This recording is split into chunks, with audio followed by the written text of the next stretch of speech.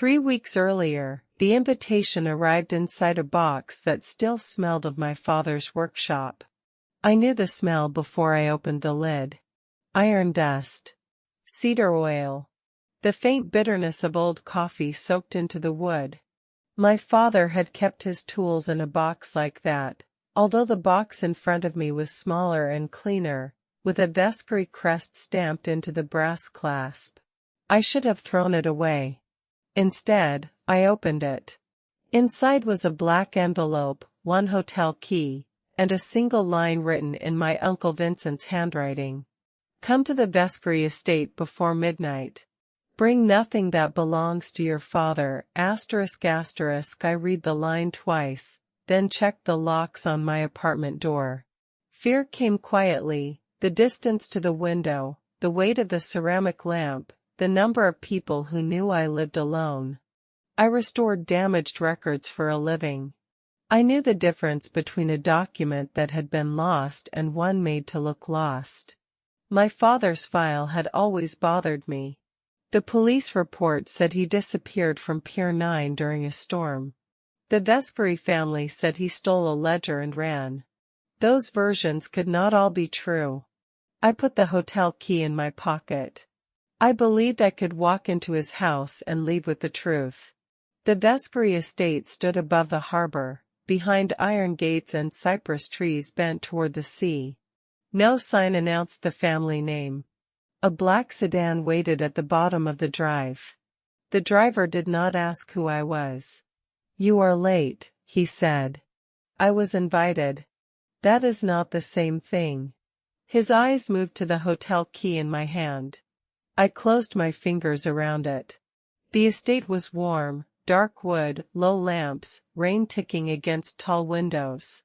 Men in black suits watched me like a person who had already been expected. A port official was explaining a delay on the eastern pier. Lorenzo entered, and the man stopped mid-sentence, rose so quickly his chair struck the wall, and lowered his eyes. A servant dropped a glass. No one looked at the broken pieces until Lorenzo gave one small nod. Power did not announce itself here. It changed the behavior of everyone else. At the end of the hall, a man stood with his back to the fire. Lorenzo Vescari did not look like the stories. The stories called him a butcher and a king. He wore a charcoal suit without a tie, a gold signet ring caught the firelight. His eyes found mine. The room became smaller. You know who I am. I know who your father was. The words touched something raw beneath my ribs. Then you know he did not steal from you. A muscle moved in his jaw. Your uncle is waiting in the council room. That was not an answer. No, he said. It was a warning. He turned away first. I followed him because anger had always been easier for me to trust than fear. The council room held 8 people and 1 empty chair. My uncle sat at the far end of the table, silver hair neat, hands folded over a stack of papers. Sit down, Vivienne, he said. I prefer to stand. Lorenzo took the chair beside the empty one. No one told me which seat was mine. That was how I knew. Vincent pushed a folder across the table. It stopped in front of me with a soft slap. Your father left a debt, he said. The debt has matured. My father disappeared. He did not leave a debt.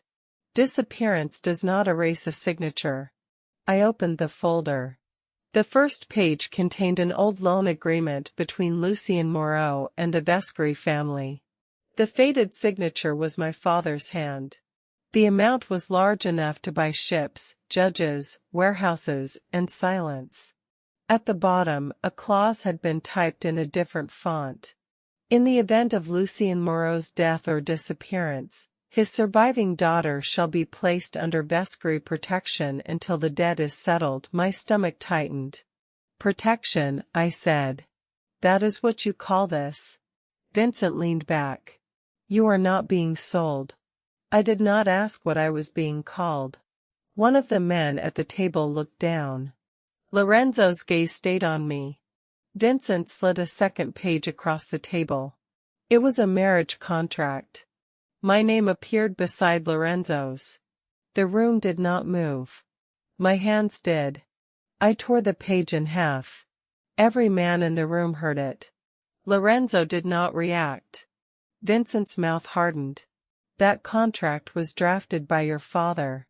You expect me to believe my father arranged my marriage to a man he supposedly stole from?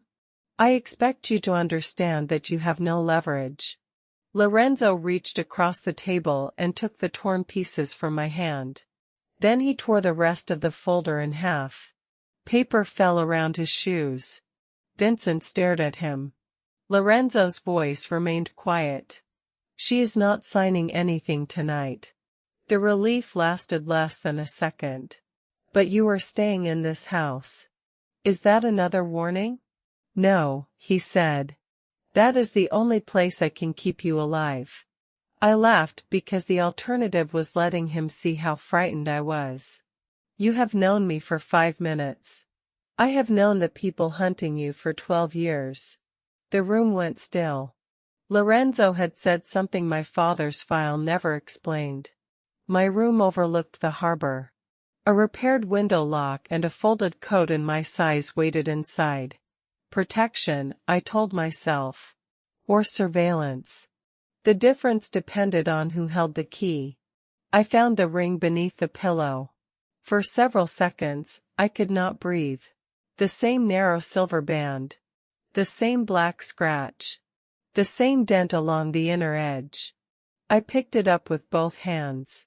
The inside had been polished so cleanly that the engraving appeared for the first time. L.V. LM, 1998. My father's initials. Lorenzo's father's initials. A year I had never heard mentioned. The bedroom door opened behind me. Lorenzo stood in the doorway. I held up the ring. Why is my father's ring in your house? His face changed, not with surprise, but with recognition. He had known I would find it. Put it down. Tell me what it means. Not here. Then where? He stepped into the room and closed the door. The click of the latch sounded too final. Your father gave it to my mother. The answer was so different from every possibility I had prepared that my mind rejected it. My father hated your family. Your father learned to hate my family after he discovered what they had done. What did they do? Lorenzo looked at the ring instead of me. My mother died because your uncle needed a scapegoat. The words entered like cold air. I moved closer. Are you saying my father helped kill your mother? No. Are you saying my uncle did? I am saying your father tried to stop him. My fingers closed around the ring. Then why did he disappear? Lorenzo's eyes lifted to mine. Because he trusted the wrong person. A car door slammed somewhere below. Lorenzo turned toward the window. The man who had made an entire council room silent moved with almost no sound. He pulled the curtain aside. A black sedan waited beneath the cypress trees. The same sedan that had brought me up the drive. Your driver? I asked. No, he took the ring from my hand, but not before his thumb brushed the inside of my wrist. The touch was brief. It stayed. Pack a coat, he said. Where are we going? To prove your uncle is lying. And if he is not? Lorenzo looked toward the car. Then I will be the man you were warned about. Before I followed him downstairs, I asked myself the question I had been avoiding since I arrived. If a dangerous man was the only person telling me not to trust my family, would I listen, or would I run from both?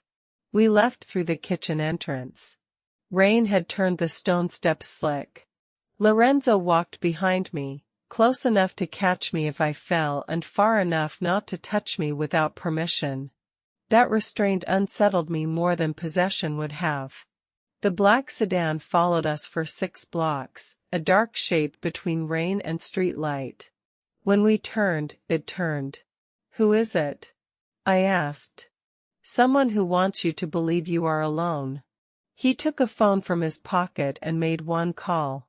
"Close the eastern road," he said. "No weapons. I want the driver breathing." He ended the call. "You make that sound easy. Because panic makes people mistake movement for escape." The sedan pulled alongside us. For 1 second, I saw the driver's face. Vincent's assistant. My uncle's most loyal man. The car veered away. 2 black vehicles appeared ahead, occupying every exit. The sedan stopped. A man stepped out, placed both hands on the roof and lowered his head. Lorenzo watched through the windshield. "He was told to follow you," he said. "By my uncle? By someone who wants you frightened enough to open the wrong door." His eyes met mine. "Because you keep walking toward it." The next morning, a note appeared under my door. "Your father did not disappear. He was delivered, ***, no signature. Only a Vescari crest with one line cut through its center." Lorenzo went completely still. The mark was not a threat from outside his family. It was a warning from inside it. The locked archive was not on any floor plan. I found it after midnight beyond the library, where a brass keyhole caught the light. I had the hotel key from the box. It fit. The door opened without resistance. The room smelled of dust, leather, and sea salt. Shelves carried boxes marked with the Vescari crest and my father's handwriting. A single lamp burned on the desk. That was when I should have turned around. Instead, I saw my father's name on a ledger. The cover was black. The corners were burned. A narrow silver ring had been pressed into the wax seal. My ring. No. My father's ring. I opened the ledger. The first pages listed payments to port officials, crossed out names, and finally my mother's name. I read it once, then again. Lucien Moreau refused the transfer. Vincent says the girl must never know. Lorenzo is not his father, ***. The sentence broke open every assumption I had carried for 12 years. Lorenzo had inherited a feared family name from a man he did not trust. I turned the page. If I fail, give the ring to Lorenzo. He will understand why Vivienne must be kept outside the family war, ***. My vision blurred. A floorboard creaked behind me. I reached for the letter opener on the desk. Lorenzo stood in the doorway. He did not look angry. He looked tired. "How long?" I asked. "Since the night your father left." "You knew?" "I knew he tried to protect my mother. I knew Vincent turned the evidence against him. I knew the ledger existed." "You knew my father was alive when you met me?" No, the answer came too quickly to be polished. I held the ledger against my chest. "You knew enough to bring me here. I brought you here because Vincent found out the ledger had survived. You brought me here because you wanted the evidence." "Yes." The honesty hurt more than a lie. He stepped into the room. "I also brought you here because the men following you were not going to stop at surveillance. You could have told me." "I tried. You warned me not to open the door." "I warned you because the first person who opened it for me died before sunrise." Rain struck the windows harder. Fear made him careful with every breath. "You are not afraid of me," I whispered. "I am afraid of what happens if you trust me for the wrong reason." The sentence took the weapon out of my hand. That night, I found Lorenzo awake in the small music room. No guard stood inside. He sat in the dark with his jacket open and one hand pressed against an old scar beneath his ribs. "You were shot there before," I said. "Not shot." "What happened?" He looked toward the harbor. "My mother knocked on a locked door. I heard her. I did not open it." The confession did not sound like the man from the stories. It sounded like a boy who had spent years turning 1 minute into a sentence. "Do you want me to leave?" I asked. His eyes returned to mine. I want you to stay. But I will not make that decision for you. So I sat across from him. I did not forgive the secrets. I did not touch the scar. I stayed because, for the first time, he had shown me a wound without using it to claim anything from me. Vincent called the council at dawn. He did not ask whether I wanted to attend. The room filled with men who had watched me arrive as a debt. Now they watched me stand beside a ledger that could destroy them. Vincent placed a photograph on the table, my bruised father beside a warehouse, with a gunman behind him. You see? Vincent said. Your father worked with Lorenzo's enemies. He sold information. He caused the attack that killed Lorenzo's mother. My throat closed. Lorenzo did not look at the photograph. Where did you get that? I asked. From the original file. Then why is the date written in the corner? Vincent's face shifted. The ink had run, but the date was visible, 2 days after my father's disappearance. The photograph proved someone had kept him alive. I turned it over. A sentence had been written on the back. He would not give them Vivienne's location. My hand began to shake. Lorenzo finally moved. He placed his palm flat on the table, not touching me, but close enough for me to feel the heat of him. Vincent stood. You are being manipulated by the same man who destroyed your family. Then why did he not show me this ledger? I asked. Because he wants you dependent. The accusation landed because it contained a piece of truth. Lorenzo had protected me without giving me the dignity of choosing what to know. I looked at him. Did you know my father was protecting me? Yes. Did you know Vincent ordered him to sign that confession? I suspected. Suspected? I did not have proof. Then you should have told me the suspicion. His gaze lowered. Yes. That single word did more than a speech. He did not defend the secret or make my pain smaller because his reasons had been good. He accepted the cost of choosing for me. I had spent 12 years believing that trust meant handing someone the keys to every locked room inside me. Lorenzo taught me a harder question. If a man protects you by hiding the truth, is that love, or only a gentler form of control? Vincent struck the table. Enough. The girl is confused. No, I said. I am finally reading the evidence. The ledger contained one last page. My father had written it in a hand so faint I had to angle it toward the window. Vincent did not order the debt. He ordered the disappearance. If Vivienne comes back to the estate, do not let him make her choose between the families. Let her choose herself. A smell of smoke entered the room. Someone screamed from the corridor. The archive was burning. The council broke apart. Men ran toward the archive while Vincent moved toward the exit. I followed him. Where are you going? He turned, exhausted rather than angry. I am going to save what can still be saved. You started the fire. I started one that should have been lit 12 years ago. He held a small metal case against his chest.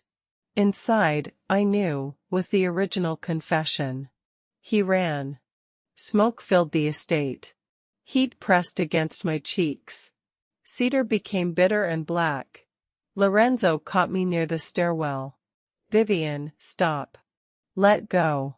He released me immediately. That mattered. It made me hate him less, which was almost worse. Vincent has the original confession, I said. I know. Then he cannot leave. He is not leaving. A gunshot cracked somewhere below. Lorenzo stepped in front of me. The sound had not come from his men. I knew that because his face changed. The second shot hit the railing. Lorenzo shoved me behind a stone column. He did not draw a weapon. He listened. Footsteps. One set. Fast. Unsteady. Vincent appeared at the end of the corridor, blood darkening his shoulder. The metal case was gone. Behind him stood a man I recognized from the photograph. The gunman who had stood behind my father. He raised his weapon. Lorenzo moved before I could breathe. The shot struck him below the ribs. He staggered, but he stayed upright long enough to pull the fire door shut between us and the gunman. Then he turned to me. "Are you hurt?" Blood spread across his shirt. "You are." That was not my question. The old Lorenzo would have ordered me down the stairs. Instead, he held out one hand, not to command me, but to let me decide. "Stay with me," he said. I took it. We reached the archive through the servants' passage. Flames climbed the shelves as Vincent stood at the desk, the metal case open around the confession. He looked at me. "I did what your father could not," he said. "I kept the family alive. You kept yourself powerful. I kept you alive. By making me believe he abandoned me? By making you ordinary enough that no one would look twice." His partial truth entered with the smoke. Vincent had hidden me because he believed power attracted knives, then used that protection to erase my father and control my inheritance. Protection without consent was still a cage. Lorenzo leaned against the desk. Blood ran over his hand. "Give her the confession," he said. Vincent looked at him. "You would hand her the truth?" "I should have done it 12 years ago." "And lose the Vescari family?" Lorenzo looked at me. "No. I would lose it for her." He did not threaten anyone. He simply named the price. Vincent gave me the case. Then the ceiling cracked. Lorenzo pulled me against his chest as part of the roof collapsed. Dust filled my mouth. His heart struck against my cheek, hard and uneven. For one breath, I was afraid of the fire. For the next, I was only afraid of losing him. Lorenzo survived the wound. Vincent survived. The estate did not. 3 days later, the Vescari Council met in a hotel ballroom because half the house smelled of ash and the other half was no longer standing. The original confession lay on the table. My father had signed it under threat. The ledger proved he had been protecting Lorenzo's mother. The photograph proved Vincent had held him after the disappearance. The names in the payment book proved the family had buried the truth to preserve a business empire. A man from the eastern port stood near the windows. "If you leave," he told Lorenzo, 3 ports lose their protection by morning. 200 families lose their contracts by winter. Lorenzo did not look away from me. Then the protection was never a family inheritance. It was a chain. No one apologized. Power rarely begins with an apology. It begins when someone loses the ability to lie without consequence. Lorenzo stood at the head of the table. The gold signet ring remained on his finger. He placed a document beside the confession. "What is that?" I asked. "My resignation." The council erupted. Lorenzo Vescari did not raise his voice. He surrendered the Vescari title, the eastern ports and the family's claim over the Moreau estate. The assets would enter a public trust. The men paid to protect the lie would face prosecution or exile. The room called it weakness. One man called it treason. Lorenzo let them speak. Then he removed the signet ring. He set it beside my father's ring. "I spent my life believing power meant making sure no one could take anything from me," he said. "That belief made me protect Vivienne by hiding the truth. It made me confuse control with safety. I will not build a marriage on the same lie that destroyed our families." His eyes found mine. "Vivienne Moreau has no debt to me. She has no obligation to stay. If she walks out of this room, no one follows her." This silence waited for my choice. I placed my hand over the old ring. "I am not staying because you saved me," I said. Lorenzo did not move. "I am not staying because my father asked you to protect me." I am staying because you finally gave me the truth and allowed me to decide what it meant. A flicker of pain passed through his face. And if you decide it means you should leave? Then I will leave. Yes, he said. You will. That was when I understood the difference between being claimed and being chosen.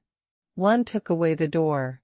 The other stood beside it and let you open it yourself. We did not marry that month. The first contract had been burned. The second had never been written. For 2 weeks, I could not sleep through the sound of rain. It carried me back to the archive fire, to the photograph with my father's bruised face, to the sentence on its back. He would not give them Vivienne's location. I read the confession alone in the harbor archive. My father had not abandoned me. He had chosen silence because he believed silence could keep me alive. He had been wrong about the cost. His protection had saved my body and left my childhood full of questions no one would answer. I cried only after I reached the final line. Not because the truth made him innocent. Because it made him human, afraid, and unreachable. Lorenzo waited outside the archive until I opened the door. He did not ask whether I was ready. He only placed a cup of coffee on the floor between us. I loved him, I said. I know. I am angry that he left me. You are allowed to be. That was the first time grief did not feel like a debt I owed to the dead. Lorenzo spent 6 months giving testimony, rebuilding the harbor trust and learning to enter a room without expecting everyone inside it to obey him. I returned to restoring documents. My father's name was still damaged, but it was no longer missing. I repaired the confession, then the ledger. The silver ring took longer. Its black scratch had deepened with time. The engraving remained uneven, L.V. LM, 1998. My father had placed Lorenzo's initials beside his own before either of us knew the cost. One evening, I found Lorenzo at the window of our apartment above the harbor archive, without his signet ring or tailored coat, sleeves rolled to his elbows. On the table sat a velvet box. I opened it. Inside was my father's ring, restored but not polished smooth. The scratch remained. I thought you wanted it changed, I said. I wanted you to decide. I picked it up. The silver was warm from his hand. Do you know what my father wrote on the last page? Lorenzo nodded. He said I should choose myself. He was right. And if choosing myself leads me to you? Then I will spend the rest of my life making sure you never mistake staying for surrender. I put the ring on a chain instead of my finger. Then I lifted it over my head and let it rest against my heart. Lorenzo reached for me and stopped before touching my face. The question was in his hand. I answered by stepping closer. His arms came around me slowly, like a man who had learned that even love needed permission to enter a room. Outside, harbor lights moved across the water. There was no council, family crest, or locked archive between one truth and the next. Only the ring against my skin and the heartbeat of the man everyone had feared. He was not harmless or innocent. But he was safe with me because he had understood that safety was not the absence of danger. It was the presence of a choice. If love is real, it cannot ask you to disappear inside someone else's protection. Would you have forgiven Lorenzo for hiding the truth, or would you have walked away before he learned how to let you choose? If stories like this make your heart race, subscribe to Raven Vow. The revised script now includes 3 visible power texture moments. A port official changes behavior when Lorenzo enters. Lorenzo closes the eastern road through a disciplined network, and the council names the measurable cost of losing the eastern ports and their contracts. It also includes a consent-based private vulnerability scene in the music room and a grief aftermath passage in which Vivienne reads the confession alone and names both her love and anger toward her father. The revised version intentionally does not add a long explanation of Mafia economics. Power is shown through behavior, infrastructure, and consequence. The ending remains within Ravenvow's emotional contract. Lorenzo does not become harmless, he becomes safe because Vivienne is allowed to choose.